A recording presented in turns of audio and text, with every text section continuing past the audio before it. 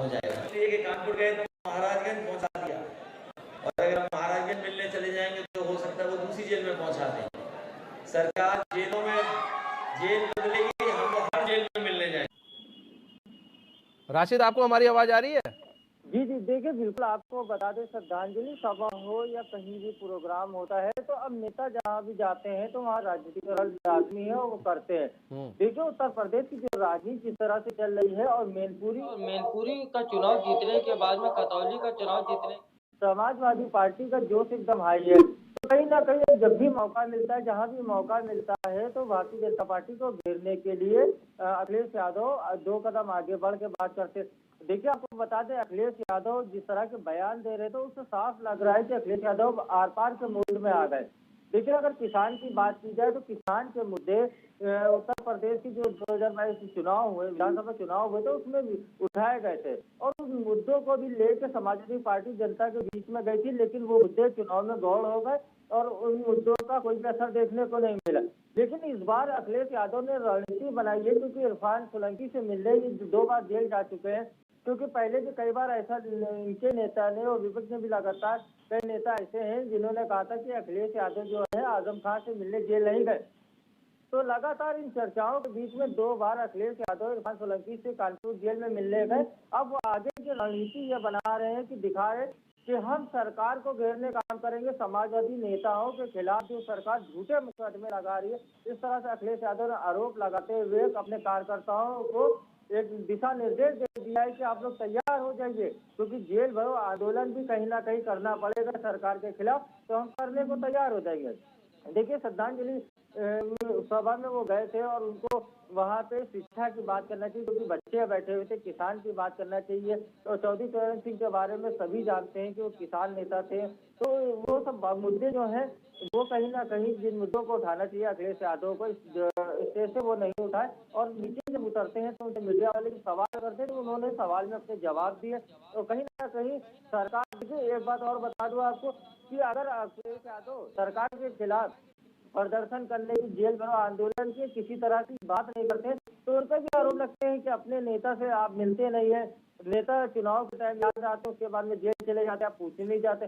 कहीं ना कहीं इरफान सोलंकी ने जिस तरह से अखिलेश यादव से मुलाकात में आंसू दिखाए थे, तो कहीं ना कहीं इन सब चीजों को लेके अखिलेश यादव भी अब पूरी रणनीति बना चुके हैं, सरकार से आर पार की लड़ाई लड़ने को तैयार हो गए।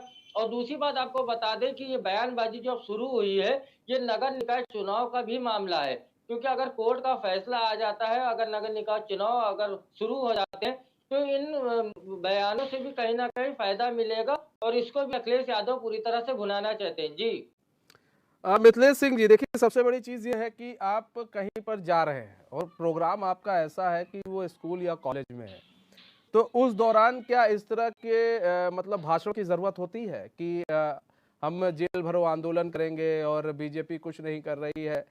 वो आखिर अपने कार्यकर्ताओं को संबोधित कर रहे थे या फिर वहां बैठे कुछ बच्चों को संबोधित कर रहे थे?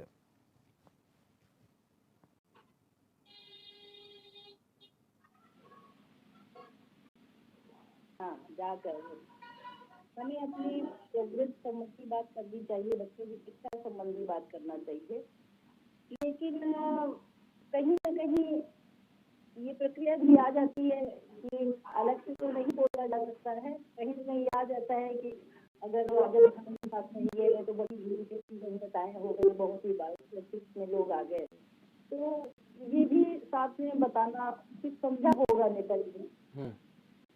तो आई थिंक जो भी बोले होंगे जाना चाहिए, तो नहीं जाना चाहिए, तो नहीं मिथिलेश सिंह जी, देखिए आज शिवपाल यादव की बड़ी तारीफ कर रहे हैं अखिलेश यादव, और शिवपाल भी अखिलेश की बड़ी तारीफ कर रहे हैं कि मन से, और बड़ा दिल दिखा रहे हैं इस वक्त अखिलेश यादव। लेकिन जब मीडिया सवाल करती है कि भैया ये बताओ सम्मान कब दिया जाएगा इनको, तो कहते हैं दे देंगे, दे दिया जाएगा, प्रोग्राम तो किया है साथ में, दे दिया जाएगा।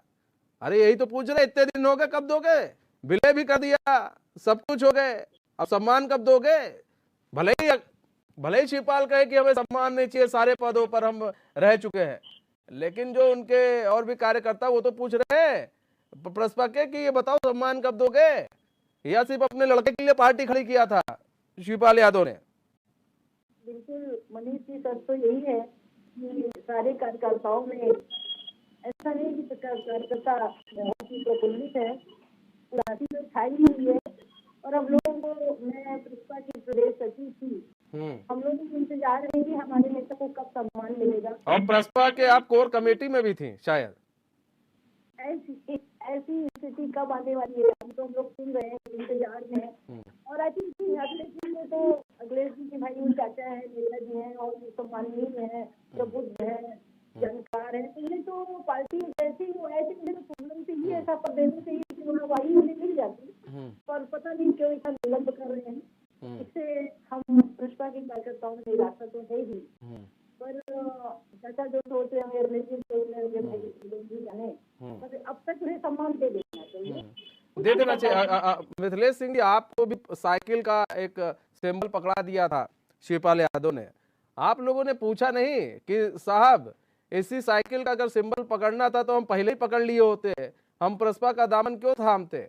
आज हमें साइकिल का सिंबल आप पकड़ा रहे हैं, मतलब कहीं ना कहीं अब बताइए अब हम लोग का भविष्य क्या है? मनीष जी, ऐसा नहीं है, हम लोग भी यही सोचते हैं कि अगर मनीष जी जो कर रहे हैं अच्छा ही कर रहे हैं, कुछ सोचा होगा नहीं उसको क्लियर कर रहे हैं, पर पता नहीं क्यों हम लोग ऊपर को जन विश्वास करते हैं।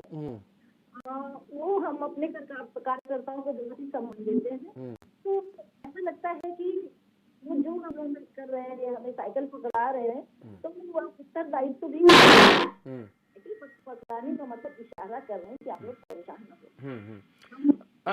एक चीज और मिथिलेश सिंह जी, देखिए मिथिलेश सिंह जी, देखिए सबसे बड़ी चीज ये है कि आज किसानों की बात की जा रही है।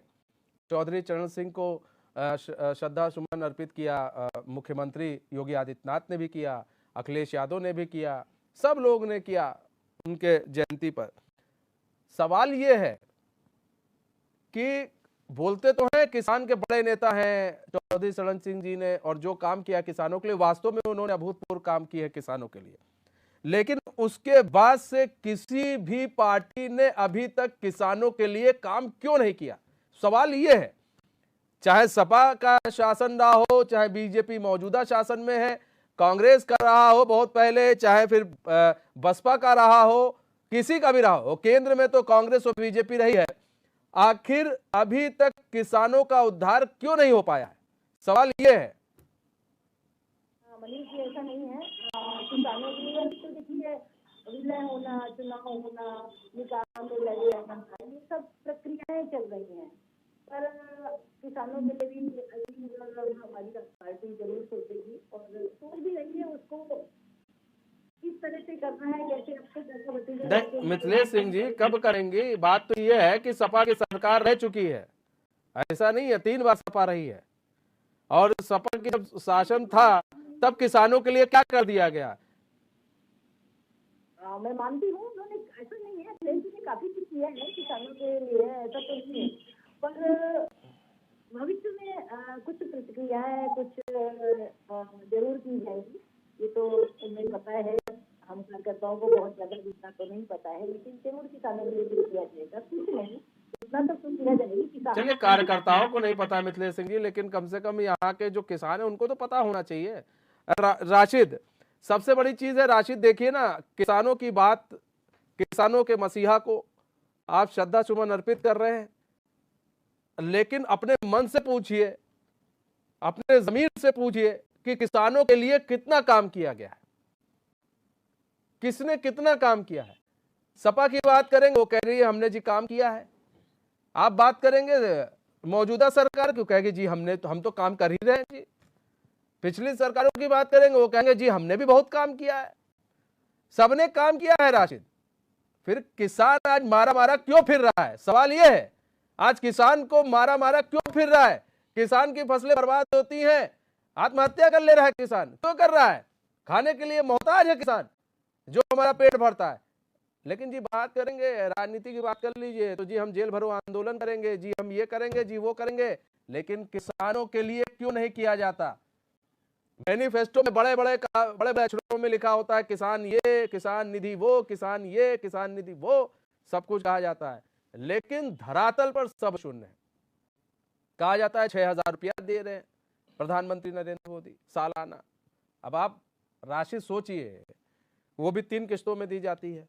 राशि सोचिए, क्या 6,000 सालाना से किसान का पेट भर जाएगा? 3 महीने में अगर किस्त दी जा रही है, 3 महीने का रेशियो निकाल लीजिए, 3 महीने या 4 महीने में एक किस्त दी जा रही है 3,000, तो 4 महीने में 3,000 में क्या किसान का पेट भर जाएगा? सवाल ये है राशिद। नहीं देखिए, बिल्कुल आपकी बात सही है, लेकिन अगर किसी भी सरकार से बात की जाए, चाहे पूर्व सरकार से आप बात कर लीजिए, चाहे वर्तमान सरकार से बात कर लीजिए, वो लगातार यही बात कहते हैं कि किसानों के लिए हम बहुत कुछ हमने किया और कर रहे हैं। देखिए, बड़े बड़े दावे किए जाते हैं किसान को लेके, लेकिन किसान, आपको बता दें, उत्तर प्रदेश में इसी साल सूखा पड़ा, पानी नहीं गिरा, जिसकी वजह से किसानों की फसल बंजर हो, जमीनें बंजर हो गई, फसल नहीं होगी। उसी के बाद में जब फसल उनकी होगी तो इतना पानी गिर गया कि पूरे के पूरे खेत उनके बाढ़ में डूब गए और किसानों का बहुत ज्यादा नुकसान हुआ। कई किसानों ने आत्महत्या कर ली, ये खबर हम लोगों ने दिखाई भी थी। लेकिन देखिए, किसान को लेकर बड़े बड़े दावे किए जाते हैं। कोरोना काल में अगर हिंदुस्तान की जनता का अगर किसी ने पेट भरा है तो वो किसान थे, अर्थव्यवस्था को चलाने वाले ही किसान थे। लेकिन जब किसानों को देने की बात तो बातें बड़ी बड़ी होती। देखिए, ये भी कहा गया था कि 2022 आय दोगुनी हो जाएगी। देखिए, सरकार ये बताए कि आय उनकी दोगुनी हुई या नहीं हुई। किसान को लेकर बड़े बड़े दावे किए जाते हैं, लेकिन कहीं ना कहीं धरातल पे वो चीजें नहीं दिखती है, दावे सारे खोखले हो जाते हैं। अखिलेश यादव जब सदन में खड़े होते तो बताते हैं कि मैंने 4 लाख दे दिया था, 4 लाख करोड़ दे दिया था, इतना पैसा बढ़ा दिया। वही अगर सरकार की तरफ से जब खड़े होते हैं तो सदन में वो भी कहते हैं कि इन्होंने कम दिया था, हमने उससे ज्यादा बढ़ा के दे दिया। लेकिन जब आप लोग लगातार पैसा दे रहे हैं तो किसान इतना क्यों आत्महत्या कर रहा है, उनकी फसलें क्यों बर्बाद हो रही है, उनके जो बच्चे हैं वो गरीबी हालत में क्यों? देखिए, समान निधि की बात जब की जाती है कि हम 12,000 रुपए साल देते हैं, किस्तों में जिस तरह से दिए जाते हैं, अगर परिवार में अगर 4 लोग हैं तो आप सोचिए कि इन 6,000 रुपए में क्या होगा। लेकिन क्या है कि दावे बड़े बड़े किए जाते हैं और ये दावे चुनाव के वक्त ज्यादा याद दिलाए जाते हैं कि हमने गैस सिलेंडर दे दिया। बताइए, आप उज्ज्वल योजना के अंतर्गत अगर एक सिलेंडर किसी को दे देते हैं या साल में 3 दे देते हैं तो पूरा साल वो सिलेंडर से काम चल जाएगा।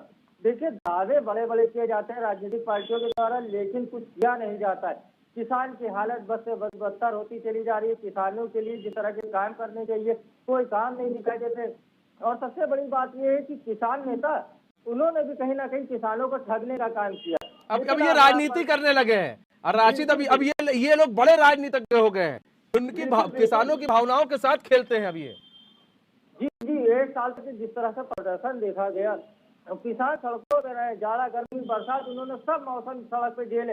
लेकिन कहीं ना कहीं ये देखने को मिल रहा था कि अब किसानों के साथ में सरकार कहीं ना कहीं एक अच्छा व्यवहार करेगी। किसान कहीं ना कहीं अपनी परेशानियों से निकल के बाहर आएगा, उनके भी बच्चे बड़े बड़े स्कूलों में पढ़ेंगे। लेकिन वो तो अब आप भूल जाइए, ये सरकार बोल दे। अब तो 75 साल हो गए हैं, 75 साल हो गए देश की आजादी को। मिथिलेश सिंह जी, समय कम है, आपसे छोटा सा सवाल। 75 साल हो गए देश की आजादी को।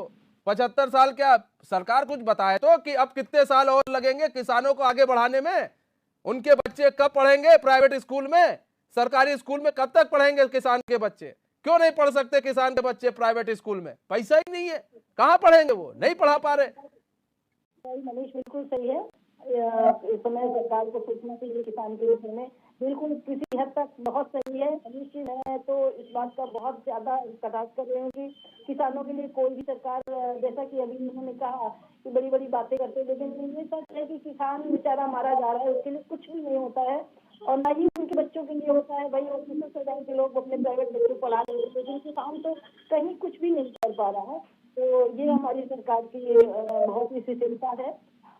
ये हमारी सरकार की नहीं, ये पूरे तंत्र की ये जो है खामियां है, पूरी राजनीतिक पार्टियों की खामियां है। वो सिर्फ अपने बारे में सोच रही है, अपने बच्चों के बारे में सोच रही हैं। वो कार्यकर्ताओं, छोटे छोटे कार्यकर्ताओं के बारे में भी नहीं सोचती हैं। वो बस उनके बारे में सोचती है जिनके पास पैसा है, वरना फिर छोटे छोटे कार्यकर्ता बेचारे वहीं के वहीं रह जाते हैं, बढ़ नहीं पाते हैं आगे। बहुत कम ऐसे कार्यकर्ता हुए हैं जो बढ़े हुए हैं। मनीष, मैं आपकी इस बात का बिल्कुल वो करती हूँ कि वो भी बिल्कुल सच में है कि जो बड़ा कार्यकर्ता है, जो बहुत पैसा वाला कार्यकर्ता है, जो बहुत पैसे वाला कार्यकर्ता है, जो बहुत ही क्रिमिनल कार्यकर्ता है, उसको ही तवज्जो दिया जाता है, चाहे राजनीति हो चाहे कहीं हो। लेकिन सोशल कार्यकर्ता को या कहीं भी तवज्जो नहीं दिया जाता, उसके वर्क पर ध्यान नहीं दिया जाता, उसकी मेहनत पर ध्यान नहीं दिया जाता, उसकी प्रोफाइल पर ध्यान नहीं क्योंकि दिया उसके जाता। पास पैसा नहीं है मैडम, वो कैसे ध्यान दिया जाएगा। बहुत बहुत धन्यवाद मिथिलेश सिंह जी हमारे साथ जुड़ने के लिए और अपना बहुमूल्य समय